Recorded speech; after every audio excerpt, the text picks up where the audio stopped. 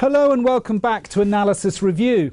The Eurozone crisis is back with a vengeance. An inconclusive election in Greece saw big gains for populists and extremists, but gave no one party a working majority. It did, however, send one clear message. Voters are fed up with austerity, but international lenders say there is no alternative. So with both sides at loggerheads, the question that many feared all along is now on the agenda. What if Greece exits the euro? With me to discuss this are Peggy Hollinger, FT Leader Writer, and our Capital Markets Editor, Richard Milne. Welcome to you both. Peggy, start with you. After that election result, have we moved closer to the point where we ask, is it time for Greece to go, or it's inevitable?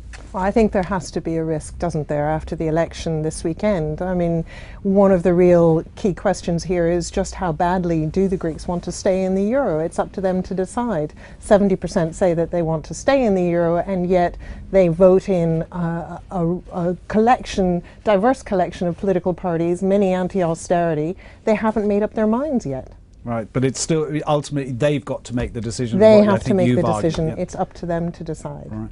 Richard, it's not the first time that we've been here looking at this scenario. Is this any different?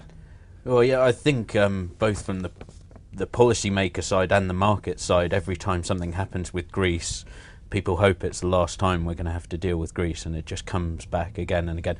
I think it is different. It's more serious. We're reaching real. Why? Real is it because fatigue. It's gone political that basically now we're seeing the leadership has essentially the established leadership has lost control? I think you reached the limit in both the debtor countries like Greece and in creditor countries like Germany of what's acceptable, what's possible.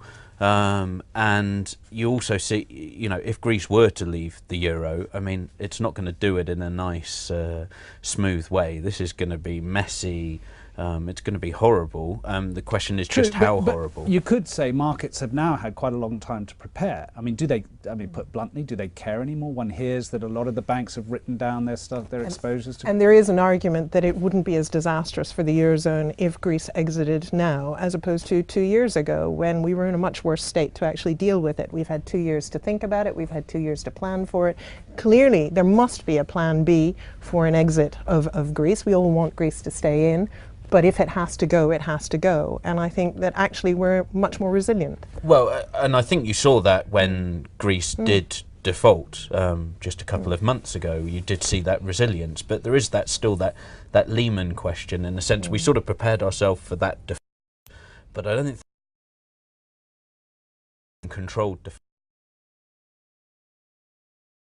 They wouldn't sort of say, well, this weekend we're going to do it. We'll just wake up one morning and it will have happened. And those kind of shocks